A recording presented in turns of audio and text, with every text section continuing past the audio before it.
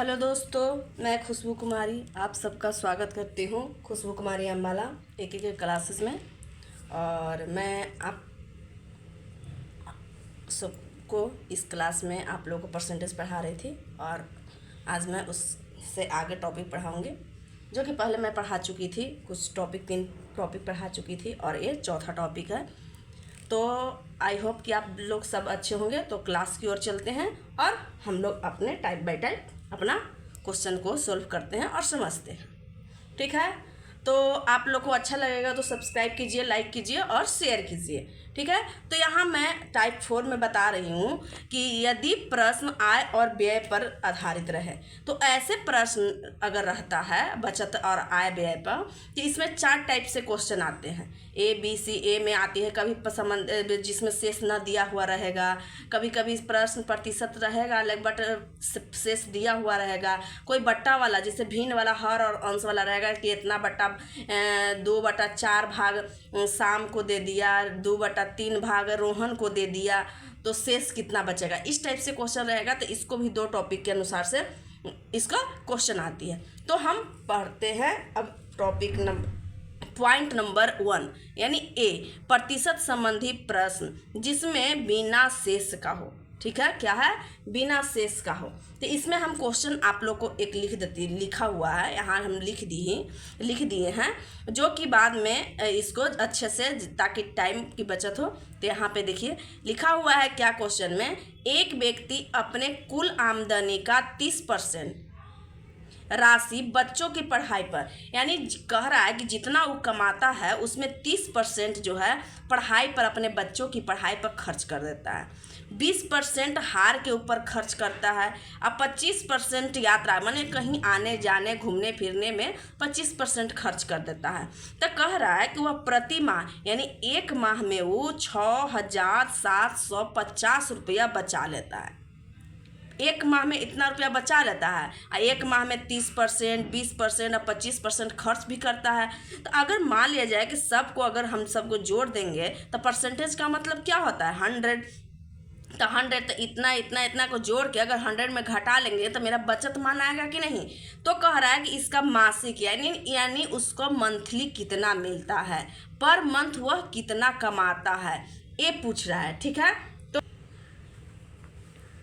तो हम इसके आगे बताती हूँ कि इसको बनाएंगे कैसे। तो सबसे पहले इसका एक फॉर्मूला हो जाता है कि अगर आय निकालने के लिए रहेगा तो अगर बचत और खर्च दिया हुआ रहेगा तो दोनों को ऐड कर देंगे तो आय निकल जाएगी।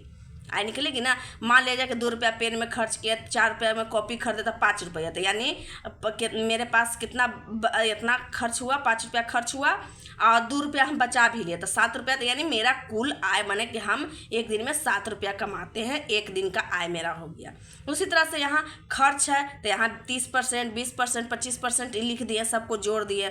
तो हम जानते हैं कि परसेंटेज रहता है तो हम 100 लेके चलते हैं। तो यहाँ परसेंटेज है तो 100 हम लेके चलेंगे। तो ये बताइए बचत अगर निकाल, खर्च तो 75% हो रहा है, तो अगर बचत निकालने के लिए रहेगा तो हम यहाँ क्या करेंगे, 100 में से 75 को घटा देंगे तो मेरा बचत आ जाएगा। क्योंकि यहाँ पे परसेंटेज में एक चीज़ हम आपको लोग को बताए थे कि यहाँ कुल मान जो है से 100 होता है, परसेंटेज को 100 मानते हैं और कुल मान लेकर चलते हैं। ठीक है, तो यहाँ हो जाएगा 100 माइनस 75 बराबर कितना आ जाएगा 25%। ठीक है, तो इसके आगे अब देखिए कि किस तरह से ये तो क्वेश्चन आप लोग को यहाँ पे तक समझ में आ गया कि 25% बचत आ गया। ये बताइए कि यहाँ बचत बराबर मेरा 6,750 रुपया बचा लेता है, यानी बचत दिया हुआ है। तो हम एक चीज़ बताए हैं कि अगर दोनों को अगर बराबर, जैसे राम और श्याम की आयु बराबर है तो दोनों बराबर कर सकते हैं। इसी तरह से यहाँ पे बचत दिया हुआ है, हमारे हिसाब से बचत 25% आया है तो बचत बराबर बचत लिख सकते हैं ना। बचत बराबर बचत दोनों तो क्या कहा जाता है कि इक्वल में वही चीज़ लिखाता है जो बराबर होती है। तो यहाँ पे बराबर कर दिए, बचत बराबर बचत।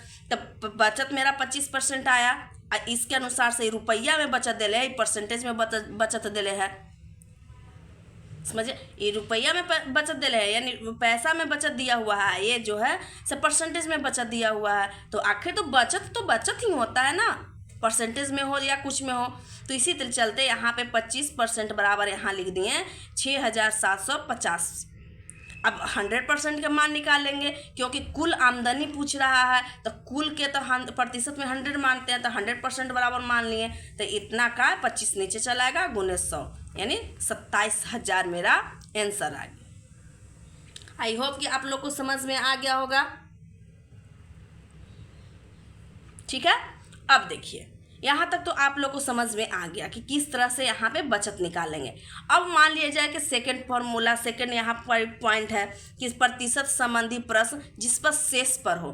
शेष दिया हुआ कि अपनी आमदनी का 20% कॉपी पर खर्च किया, शेष का 5% कलम पर खर्च किया, शेष का 20% टीवी खरीदने में खर्च किया। इस टाइप से क्वेश्चन रहेगी। तो हम किस तरह से बनाएंगे, यानी पॉइंट नंबर 2 देख तो ठीक है। तो मैं पेज आगे पलट देती हूँ और आप लोग को समझाती हूँ। अब देखिए पॉइंट बी है प्रतिशत संबंधी प्रश्न पर शेष पर हो। प्रतिशत संबंधी हो पर क्या हो, प्रश्न में क्या हो, शेष हो। तो देखिए यहाँ हम क्वेश्चन लिख दिए हैं और अब मैं आप लोग को समझाती हूँ। ठीक है, तब मान लीजिए क्वेश्चन के माध्यम से हम आप लोगों को समझा रहे हैं। तो यहाँ लिखा हुआ है कि एक व्यक्ति अपने कुल मासिक आमदनी का 70% हार, यानी हार खरीदता है तो जितना वो कमाता है उतना का 70% कोची पर खर्च कर देता है, हार पे खर्च कर देता है। अब कह रहा है शेष का 20% का जेब पे, मैंने जितना बचा उतना में शेष का क्या कर दिया, 20% जेब पे खर्च किया। जेब के मतलब खाने में, घूमने में, फिरने में, कुछ पे खर्च कर दिया। फिर कह रहा है कि जो शेष बचा उसमें 90% जो है मरम्मत करने में, हार जो है टूट गया, खरीदा बेचारा लेकिन तुरंत टूट गया, तो उसको मरम्मत करने में 90% वो खर्च कर दिया। तो कह रहा है कि वह प्रति माह 960 रुपया बचा लेता है। देखिए यहाँ बचा ले रहा है 960 रुपया, ये सब खर्च है, बाकी सब यहाँ 20%, 70%, 90% सब खर्च कर रहा है, लेकिन यहाँ बचा रहा है। तो हम एक काम करते हैं, अगर यहाँ बचत रुपया में दिया हुआ है तो क्यों ना हम सबका बचत निकालते हैं। तो बचत बराबर बचत हम लिख सकते हैं कि नहीं लिख सकते हैं। तो कह रहा है कि मासिक आमदनी यानी एक मंथ का उसका पेमेंट कितना है, कितना कमाता है वो। तो यहाँ खर्च कितना था, 70, 20 और 90। तो बताइए खर्च ये सब है तो बचत कितना हो जाएगा। तो 100 में से 70 गया, 30 बचत हो गया, 100 में से 20 गया, 80 बचत हो गया, 100 में से 90 गया, 10 बचत हो गया, हुआ ना। अब देखिए इस सब को बचत बराबर बचत कर देकर बचत एक साइड लिख दिए, ये वाला बचत जो मेरा क्वेश्चन में दिया हुआ 960 उसको एक साइड लिख दिया। ठीक है,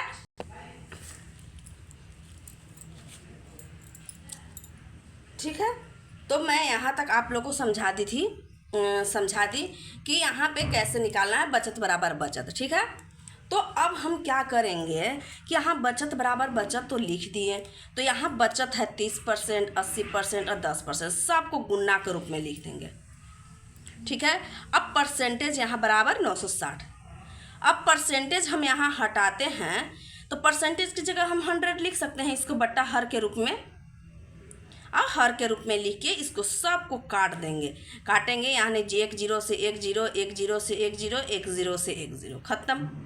अब देखिए ऊपर वाला गुना कर दिए, नीचे वाला गुना कर दिए, बराबर 960। तो अब एक का मान ज्ञात करना है, तो हम क्या करते हैं यहाँ पर कि यहाँ पे एक बराबर हो जाएगा, यहाँ 1000 है तो वहाँ ऊपर गुना में चलेगा क्योंकि ये बट्टा में है, भाग के रूप में। और 24 ऊपर है तो इसको नीचे कर देंगे, इसको हल कर देंगे, यानी 4000 मेरा आंसर आ गया। क्या आ गया, 4000 आंसर। मैं आप लोग को फिर से समझा देती हूँ एक बार। ठीक है, ठीक है, तो एक बार मैं आपको फिर से समझा देती हूँ। यहाँ पे लिखा हुआ है कि एक व्यक्ति की कुल आमदनी 70%, ये सब खर्च है, आमदनी का 70% खर्च करता है, आमदनी नहीं दिया हुआ, आमदनी तो निकालना है। यहाँ आमदनी का 70% खर्च करता है, शेष दिया हुआ, शेष का 20%, फिर शेष का 90%, शेष का 90% इस तरह रहेगा। तो क्या करेंगे, ये खर्च दिया हुआ है, यहाँ पे देखेंगे कि यहाँ पे मेरा बचत दिया हुआ है, तो हम क्यों ना सबका खर्च दिया हुआ है तो सबका हम बचत निकाल लेते हैं। तो यहाँ बचत निकाल लिए। ठीक है, यहाँ क्या कर दिए, बचत निकाल लिए। अब बचत निकल गया। अब मेरा बचत क्वेश्चन के अनुसार से मेरा बचत दिया हुआ है, तो क्यों ना बचत बराबर बचत कर देते हैं। तो इस सब को गुना कर के रूप में लिख देंगे। ठीक है, यहाँ पे चिकली माध्यम से समझिए चाहे जो समझिए, यहाँ पे गुना के रूप में लिख देंगे।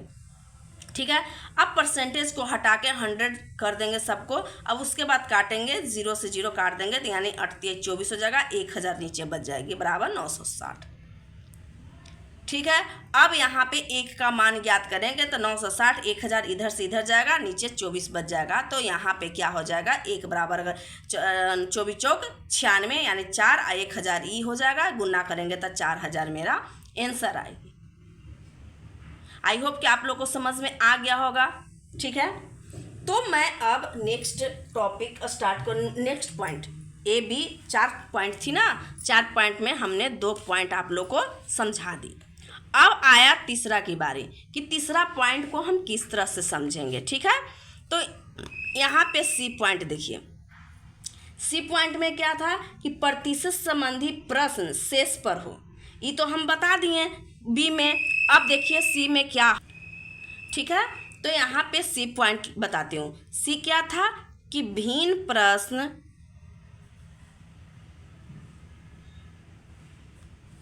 प्रश्न बिना शेष पर हो, भिन्न वाला हो, बट्टा हंस और हर, अंश और हर के रूप में हो, बिना शेष पर, शेष का हो, यानी जिसमें शेष ना हो। ठीक है, तो हम इसको किस तरह से समझाएंगे। ठीक है, मैं आप लोग को समझाती हूँ, आप लोग समझने की कोशिश कीजिएगा। ठीक है, तो यहाँ देखिए क्वेश्चन के माध्यम से मैं बता रही हूँ। क्वेश्चन लिख देती हूँ। एक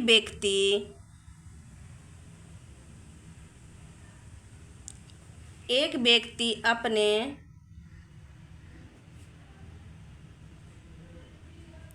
कुल मासिक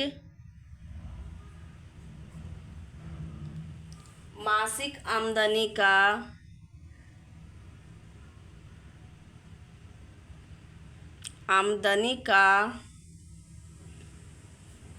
1/4 भाग क्या है, कुल आमदनी का कितना है, 1/4 भाग वस्त्र पर खर्च करता है,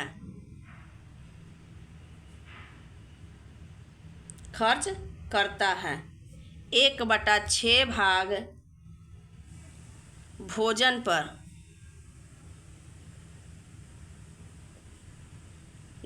पर तथा 1/12 भाग अन्य वस्तु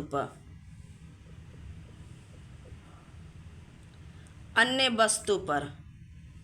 ठीक है, तो अन्य वस्तु पर तथा 1/12 भाग अन्य वस्तु पर क्या करता है, खर्च करता है। यदि वह प्रति माह 550 रुपया क्या करता है, बचा लेता है, तो मासिक आय, ठीक है, तो मासिक आय क्या होगा, आय ज्ञात करें। ठीक है, तो इस तरह से अगर क्वेश्चन रहती है तो हम किस टाइप से बनाते हैं। ठीक है, यहाँ पे हम क्या बोल रहे थे, शेष पर, तो 1/4 तो भिन्न वाला ही होता है ना, 1/4 वाला। ठीक है, तो यहाँ पे मासिक आय कह रहा है ज्ञात करने के लिए। यहाँ भी दिया है, ये खर्च ही दिया है, सब खर्च दिया है। 1/4 वस्त्र पर खर्च, 1/6 भाग भोजन पर खर्च, 1/12 भाग अन्य वस्तु पर खर्च, सब खर्च ही दिया है। ठीक है, तो हम क्या करते हैं यहाँ कि आया यहाँ पे बचत प्रति माह कह रहा है कि 550 रुपया बचत भी दिया हुआ है। तो हम क्या करेंगे, सबका खर्च दिया हुआ है, तो क्यों ना हम इस सब जो बटा में है, भिन्न में है, तो उसको खर्च अगर दिया हुआ है तो उसको हम पहले क्या करते हैं, बचत निकालेंगे। अगर खर्च दिया है तो तनब बचत बराबर बचत होगा। तो यहाँ पे लिखते हैं खर्च। खर्च क्या है, 1/4 है, 1/6 है, 1/12 है। तो सबको अगर जोड़ेंगे तो कुल खर्च मेरा निकल जाएगा। तो इसको एथी के द्वारा जोड़ते हैं तो कितना आ जाएगा, 12 आ जाएगी एलसीएम। यहाँ आ जाएगा 3 जोड़ 2 जोड़ 1 यानी बराबर कितना आ जाएगा, 6/12 यानी 1/2। ये खर्च आ गया। तब बचत कितना आएगा, अगर मान लिया जाए, कहा जाता है कि बचत को हम 100 मानेंगे, लेकिन अगर बचत 1 रुपया होगा बचत निकालने के लिए, तो अगर मान लिया जाए कि हम 2 रुपया कमा रहे हैं, अच्छा यहाँ पे क्या निकल रहा है, खर्च निकल रहा है ना, खर्च। तो बचत निकालने के लिए क्या करते हैं, एक में से इतना को घटा देते हैं तो मेरा बचत निकल जाता है। ठीक है, एक में से 1/2 को घटा देंगे, एक में से एक ये वाला जो खर्च है, एक में से अगर पूरा को खर्च को निकालते हैं, मान लिया जाए कि आमदनी मेरा 1 रुपया है या x है, तो x में 1/2 x से घटाएंगे तो मेरा बचत निकलेगा कि नहीं। तो इसी चलते यहाँ से क्या करते हैं, 1 मान लेते हैं, 1 को 2 से घटाते हैं तो मेरा बचत आ जाता है। ठीक है, तो बचत कितना आ जाएगा, तो यहाँ पे क्या करेंगे, बचत आ गया, कितना आ जाएगा, तो एक इसके नीचे 1 छिपा हो रहेगा तो एलसीएम लेंगे, यानी 2 में से 1 जाएगा, 1/2 यानी बचत भी मेरा कितना आ रहा है, 1/2 आ रही है बचत। ठीक है, अब देखिए यहाँ पे हम क्या कहें, बचत मेरा 1/2 आया, लेकिन क्वेश्चन के अनुसार से बचत कितना दिया हुआ है, 550 रुपया। तो बचत बराबर बचत कर सकते हैं दोनों को बराबर। ठीक है, तो मेरे हिसाब से बचत कितना है, 1/2, लेकिन क्वेश्चन के हिसाब से बचत कितना है, 550 रुपया।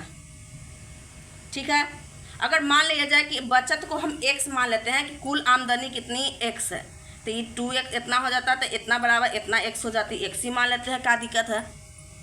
अगर आप लोग को ना समझ में आया तो यहाँ लिख देते हैं, कुल आमदनी कुल आय बराबर कितना है, आय बराबर x मान लिए।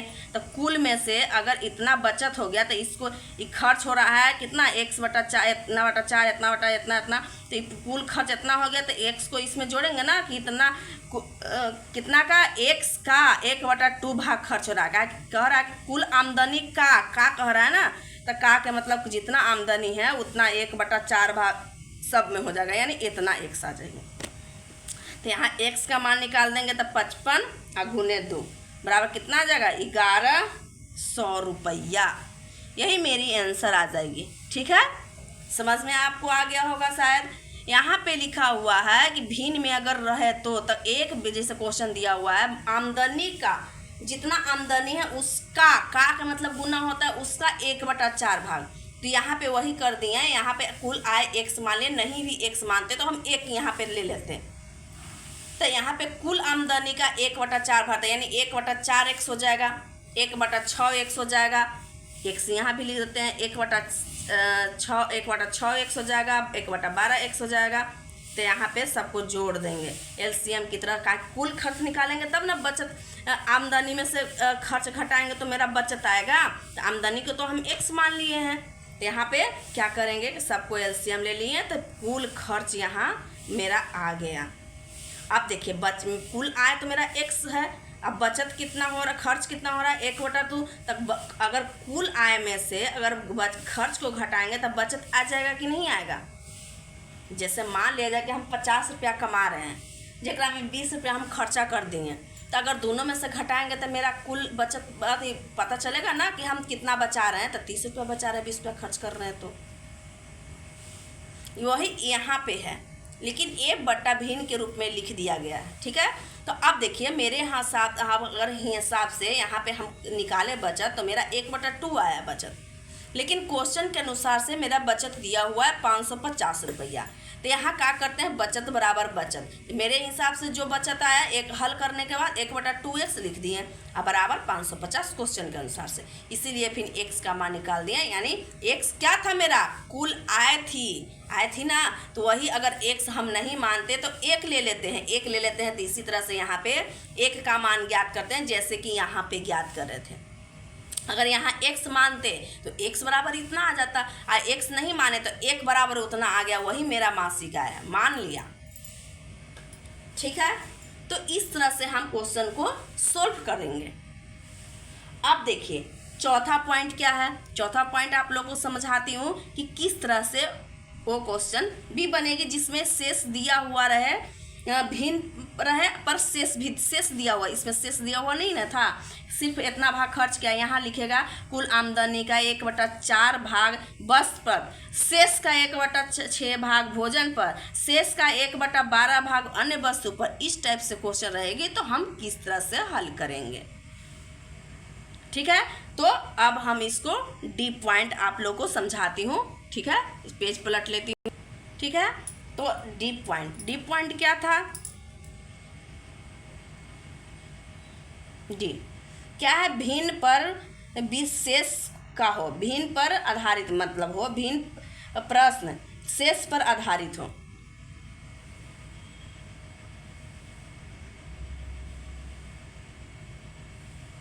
भिन्न प्रश्न शेष पर आधारित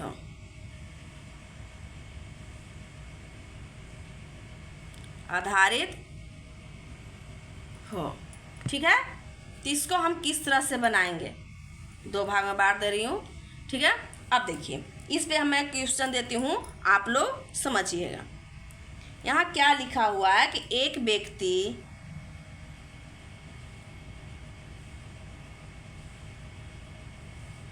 व्यक्ति अपने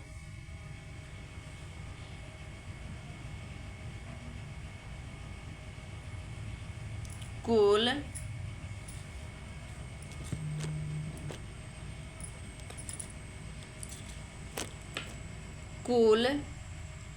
मासिक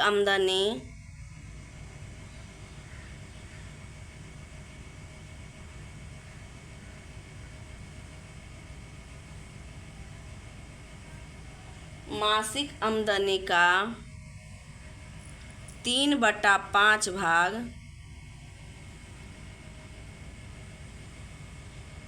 5 भाग बच्चों की पढ़ाई पर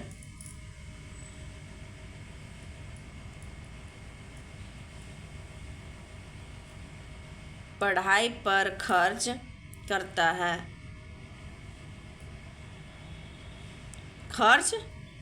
है, ठीक है। अब कह रहा है शेष का, कहे ना शेष पर आधारित, शेष का 1/12 भाग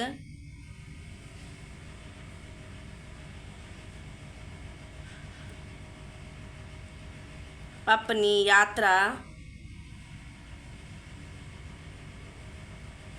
पर खर्च करता है, ठीक है। यदि वह प्रति माह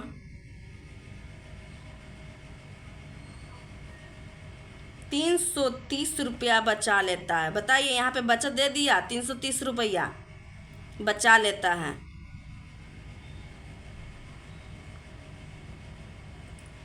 तो मासिक आय ज्ञात करें, या मासिक आय क्या है, आय क्या है, ठीक है। तो यहाँ पे कह रहा है कि प्रति माह 330 रुपया वो बचाता है, कितना खर्च करता है, जितना कमाता है उसका 3/5, शेष जो बच गया उसका 1/12, फिर शेष उसका 1 कुछ लिखा हुआ रहे, ठीक है। इस तरह से रहे, कितना ही रहे। अब बचत दे दिया तो क्या करेंगे, पहले खर्च दिया हुआ है तो हम बचत निकालते हैं अपने हिसाब से, हल करके हम अपना बचत निकालेंगे। अब क्वेश्चन के अनुसार से बचत तो दिया हुआ है तो बचत बराबर बचत कर लेंगे, तो x का मान या 1 का मान आ जाएगा। तो 1 का मान ज्ञात होता है तो क्या होता है, मासिक आय निकलती है, यानी मंथली निकलता है कि वो कितना एक मंथ में कमाता है, ठीक है। तो यहाँ पे देखिए खर्च कितना कर रहा है, 3/5 और 1/12, ठीक है। तब बचत कितना हो जाएगा, बचत हो जाएगा ना। बचत निकालने के लिए क्या कहे हैं कि 1 में से इसको घटा देंगे, तो एक उल्टा कर देंगे, इसमें से इसको घटाएंगे तो कितना आ जाएगा, 2/5, इसमें से इसमें घटाएंगे तो कितना आ जाएगा, 11/12। ये मेरा बचत आ जाता है, यानी हर को अगर अंश से घटाते हैं तो बचत आ जाती है, ठीक है। यहाँ पे आप देखिए, अगर मेरे पास बचत आया, इसका 2/5 है, इसका 11/12 है, और मेरा कुल बचत दिया हुआ है 330 रुपया। देखिए यहाँ बचत बराबर बचत, ये हो गया 2/5, ठीक है। ये हो जाएगा 11/12 बराबर 330। एक चीज़ हम आपको बताए थे कि शेष वाला रहता था, परसेंटेज में इतना परसेंट शेष खर्च किया, उतना का शेष का इतना परसेंट खर्च किया, तो क्या किए थे, सबको गुना कर दिए थे। तो कब एक चीज़ और दिमाग में बैठा लीजिए, ट्रिकली है, हर जगह नहीं काम, लेकिन यहाँ पे काम करेगी कि जब शेष रहेगा तो हम बचत निकाल लेंगे, तब बचत को क्या करेंगे कि हमेशा गुना के रूप में लिख देंगे।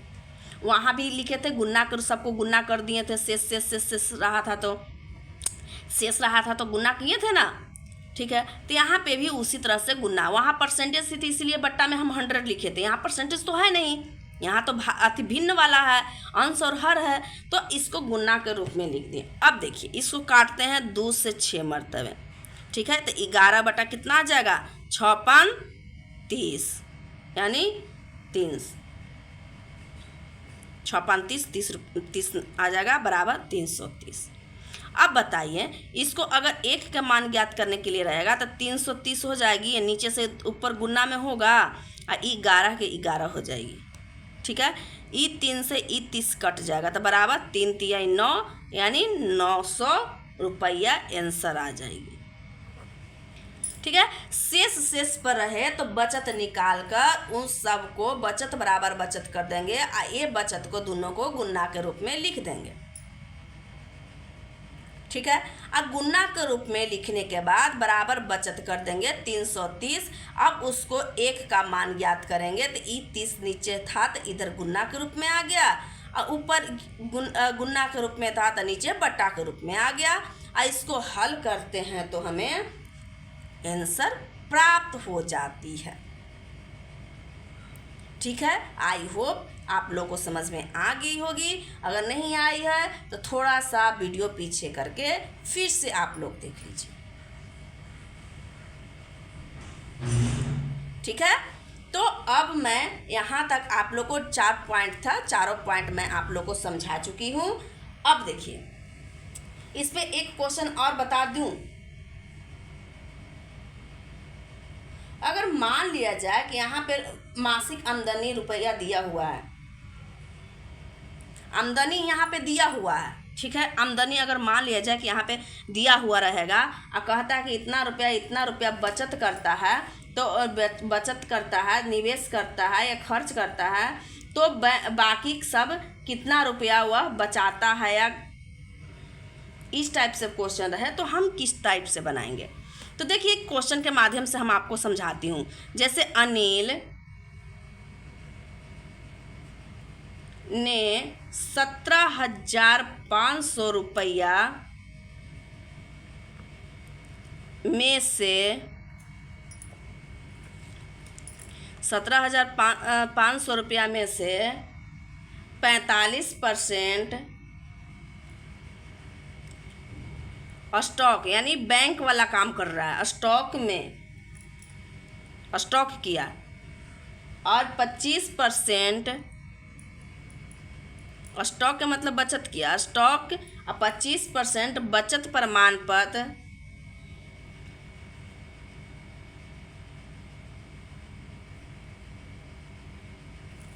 पत्र में निवेश किया। निवेश का मतलब क्या हुआ, खर्च किया, निवेश किया,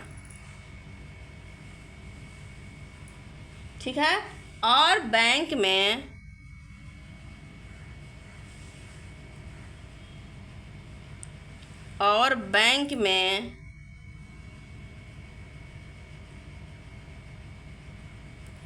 बाकी रुपये डाल दिए, जितना बचा, यानी बचत ही दिया हुआ है लेकिन बचत का मान दिया हुआ नहीं है, बाकी जितना जो बचा से वो क्या किया, बैंक में डाल दिया। तो उसने बैंक में कितने रुपये डाले पूछ रहा है, तो बताओ कितना रुपया, तो कितने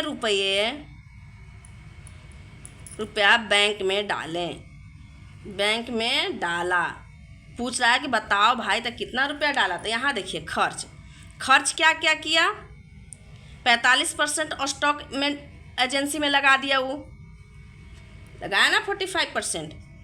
अब 25% जो है क्या में खर्च कर दिया, निवेश किया प्रमाण पत्र बनाने में।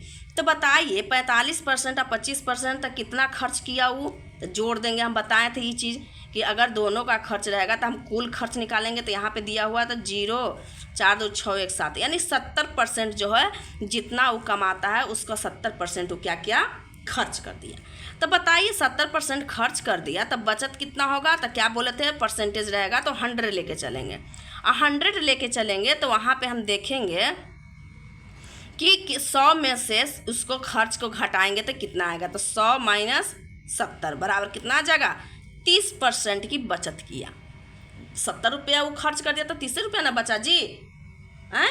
तो अब देखिए बचत मेरा इतना आ गया, आया बचत इतना आया ना, लेकिन कह रहा है कि मेरा इतना रुपया ये आय दिया हुआ है, यानी वो पर मंथ इतना रुपया कमाता है, कमा रहा है ना, यानी बचत बराबर बचत यहाँ नहीं कर सकते क्योंकि वहाँ आय दी हुई है, उल्टा दिया हुआ है। यहाँ पे क्या दिया हुआ है, उल्टा दिया हुआ है कि ये आमदनी दी हुई है, हमको देखना है कि वो कितना रुपया बैंक, तो जो बचेगा खर्च के बाद वही रुपया ना बैंक में डालेगा, तो हमको बचत निकालना है। तब हम क्या करेंगे, तो देखिए यानी 100% के मान, अगर मान लीजिए आमदनी दिया हियाँ जैसे बनाते थे तो एक के मान निकालते थे इतना, यानी 100% रहता था तो 100% का मान, यानी 100 यहाँ हो जाएगा कुल बराबर कुल हो जाएगा ना, दोनों को बराबर कर देंगे हमेशा। तो कुल मेरा क्या था, 100% का मान दिया हुआ है कितना, 17,500। तो बताइए हमको बचत निकालना है तो 30% का मान ज्ञात कर लेंगे, यानी 1750 बटा 100 नीचे आ जाएगी, 30 गुना के रूप में हो जाएगा। 2 0 से 2 0, ये दोनों गुना होगा, 5 3 15, हाथ में 1, 7 21, 1 22, 2 3 और 2 5, यानी 5,250 रुपया क्या किया, बचत किया। बचत करके क्या किया, बैंक में डाल दिया, बैंक में दिया। यही मेरी आंसर हो जाएगी। ठीक है, आई होप आप लोग को समझ में आ गया होगा। आज यहीं तक रखती हूँ और आप लोग का ये क्वेश्चन ख़त्म हो गया। अब मैं कल टाइप 5 पढ़ाऊँगी जिसमें नाप तौल पर आधारित प्रश्न होंगे, उसको मैं आप लोगों को समझाने की कोशिश करूँगी ताकि आप लोग समझ जाइए और कुछ सीखिए। ठीक है, धन्यवाद। फिर कल मिलते हैं नए जोश के साथ।